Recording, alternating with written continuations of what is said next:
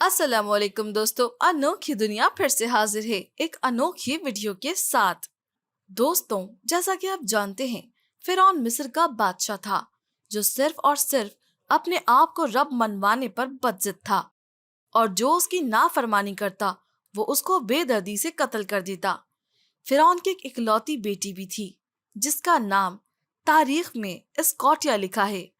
Scotia के बारे में कहा जाता है कि उसकी कब्र मिस्र से दूर दराज मुल्क आयरलैंड के छोटे से कस्बे में वाक़ है। पर नाजरीन, यहाँ सवाल ये पैदा होता है कि फिरौन की इकलौती बेटी मिस्र से लाखों मील दूर आयरलैंड की इस वादी में कैसे पहुंची, और स्कॉटिया का पत्थर क्यों लाखों लोगों की जान ले गया।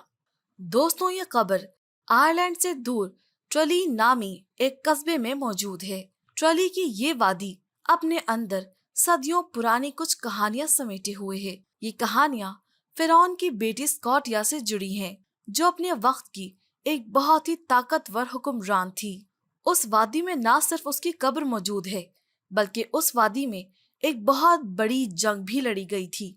ये जंग स्कॉटिया और यहाँ के मकामी लोगों के दरमियान लड़ी गई थी, क्योंकि स्कॉटिया और उसके साथी जदीद हथियारों से लड़ रहे थे और एक बेहतर हिकमत अमली भी रखते थे। लिहाजा वो ये जंग जीत गए और इस इलाके को उन्होंने अपना मस्कन बना लिया। कदीम रिवायात के मुताबिक आयरलैंड और स्कॉटलैंड के लोग फिरौन की बेटी की नस्ल से ताल्लुक रखते हैं, इसलिए इन्हें स्कॉट्स कहा जाता है।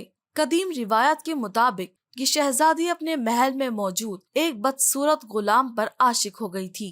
आहिस्ता आहिस्ता ये शहजादी एक अरीफ नामी गुलाम के करीब होने लगी और अपने उमूर सल्तनत में भी दखल अंदाजी की इजाजत देने लगी। ये सब माजरा देखकर महल के और गुलामों को शक होने लगा, लिहाजा उन्होंने जासूसी शुरू की, और कुछ ही दिन में जब उनको इस बात पर पूरा यकीन आ गया तो इन्होंने ये सारा माजरा जाकर फिरौन के सामने रख दिया। ये बात सुनकर फिरौन आग बगूला हो गया और फिरौन ने अपनी बेटी को दरबार में तलब कर लिया। जब स्कॉटिया ने अपने प्यार का एतराफ किया और आरिफ नामी गुलाम को कभी ना छोड़ने की बात की, तो फिरौन ने स्कॉटिया को मुल्क से दरबदर कर दिया और उस गुलाम को कैद कर दिया, जिसको बाद में कत्ल कर दिया गया।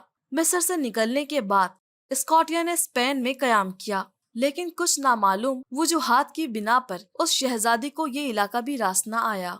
स्पेन को छोड़कर ये काफिला सफर करता करता एक नामालूम जजीरे पर पहुंचा। यही वो जजीरा है जिसे आज आयरलैंड कहा जाता है। स्कॉटिया और उसके काफिले वाले जब वहां आकर आबाद होने लगे तो वहां के मुकामी लोगों ने उनकी मुखालफत की, क्योंकि स्कॉटिया और उसकी फौज जदीद हथियार रखते थे। इसीलिए उन्होंने वहां के लोगों को शिकस्त देकर वहां कयाम कर लिया, और कुछ टाइम बाद जब उनकी नस्ल बढ़ने लगी तो उन्होंने स्कॉटलैंड में भी अपनी कॉलोनीज कायम कर ली और उस जगह का नाम अपनी मलिका के नाम पर स्कॉटलैंड रख दिया, जो आज भी इसी नाम से मशहूर है। नाज़रीन, इसी जगह पर एक पत्थर भी मौजूद है जिसको किस्मत का पत्थर कहा जाता है। इस पत्थर के बारे में लोगों का मानना है कि इस पत्थर की असल मालिक स्कॉटिया ही है।